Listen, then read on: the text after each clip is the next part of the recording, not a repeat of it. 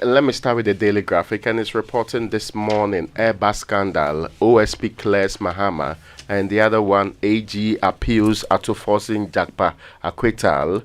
The biggest story there: new gold refinery opens.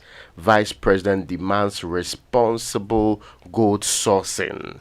And that's also on the front page there.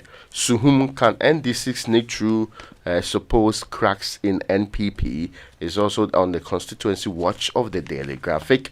Now, $155 million coastline restoration project launched. $155 million coastline restoration project launched. Where? Oh yes, that asking for the coastline. The whole of Ghana coastline. To make sure that, but the areas that we have said are under massive threat. I would have thought we'd focus on those rather than trying to restore the whole. No. There are places that would not need restoration. There are places that the plan is not to do it immediately, but there are areas that must be prioritized. The threat is heavy. And that we are losing, landmass hugely every single day. And it's becoming a problem to many people. The other story you should know is the president cuts off for dualization of Adentan Dodowa Road. Yes, that's also on the front page here. I just another road to be dualized at some point in our future, maybe while we are alive. Because how long has the Accra Kumasi Road dualization project taken? No. How about the Cape Coast Accra dualization project? There's a quote in the story that says, this initiative includes the dualization of key routes such as the Accra Kumasi Highway, the Accra Cape Coast Road, the Tema Avlau Road, and the Temako Sumbo Road. So should the Dodowa people hold their breath for this? Look at the list of places that's already gone through. It doesn't appear that this will happen soon, but we can start. No, the road is actually, the construction has started. So, I mean, and those who use the road would actually tell you, and I was having the conversation with Evans the last time, that they're working. And it's his prayer, a lot of the guys who live on the road, it's their prayer that something substantial be completed before the elections. Because what we've seen in this country. It actually started. The last time I used that road was about 2 months or so when they were working. They've been working for some time. Now, because of the same Adentan. Yeah, they've been working. But are they doing dualization? Yeah, that's what they're doing. So what they're doing now is that they're working on the other side. So they've done all the excavations and they're doing the fillings on the other side. So if you're driving on the stretch right now, you use the normal stretch that you do, but they've done the the diggings on the other side. No, I get you. They're not saying that it just commenced. They're saying that this is symbolic saw cutting. Yes, and so I can understand those who have consistently said that we live in a country where, but we have money to do all at the same time. That's actually a very good question. Do we have money? This was supposed to be part of the Sino Hydro project. Now, what was the source of funding? Because what we have realized over the period is that where sources of funding becomes GOG, it's problematic. Because, another government comes into office and decides it's not a priority project, and that's it. So that's why even though directive principle of state policy says as far as practicable, you should continue what the previous one has done. It's actually the reason. It should be reasonable, practicable, that when somebody starts road construction, you don't abandon.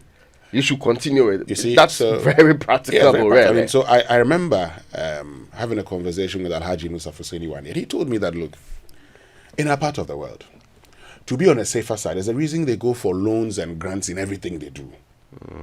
Because that actually gives you a dedicated source of funding. Yeah.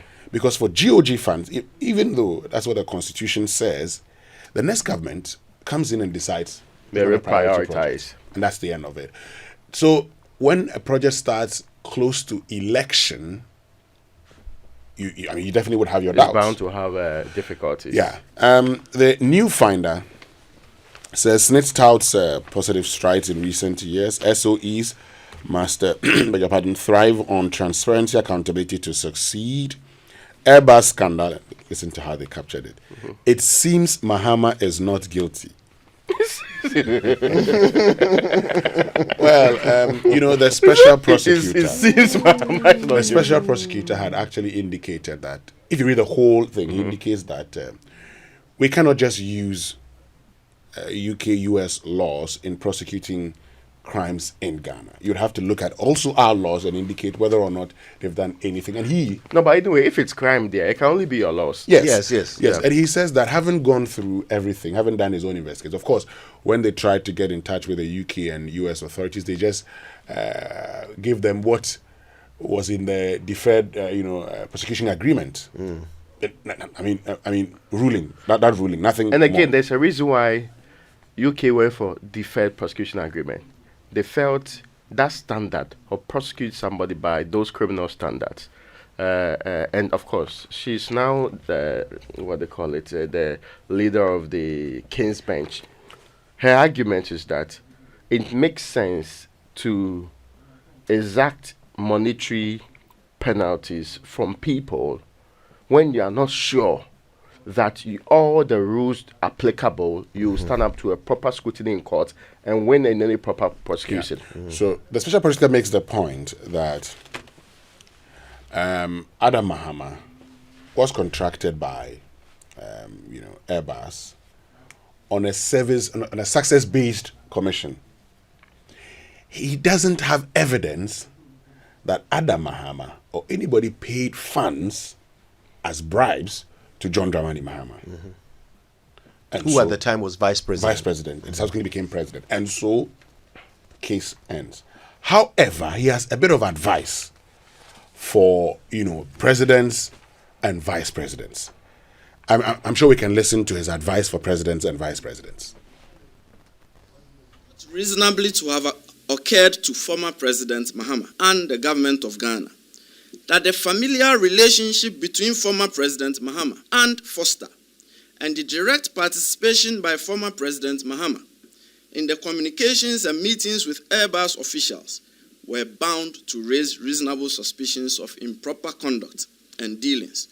Former President Mahama was a chairman of the Armed Forces Council by reason of his position as a vice president and therefore a very key decision maker. Such close proximity dealings by such elected high officials of the Republic and their kin and close associates on behalf of the Republic should neither be viewed favorably nor encouraged, as they give rise to reasonable suspicion of influence peddling and conflict of interest. Yeah, so that's the advice that, the special prosecutor has. But of course, I saw my very good friend, Stephen N.T., with a long post on Facebook. The discussions will continue, and I'm sure we'll come back to all of these conversations later on the show. Yeah. I mean, maybe I'll leave my comments till then. Yes. Yeah. And also on the front page, prioritize domestic investment alongside foreign direct investment. That's David Ofosudote. And some of the things we have been saying here. Now, I want to spend just a minute on this story because he makes a very important point. He talks about how countries have developed, focusing also on domestic investment and not just foreign direct investment. Now, he actually challenges the Ghana Investment Promotion Center to provide data on the growth of foreign direct investors after they have been in the country for 5 years or more. And I'm sure many of us would know. And I get the 5 years or more theory, yeah. Yes, 5 years or more theory.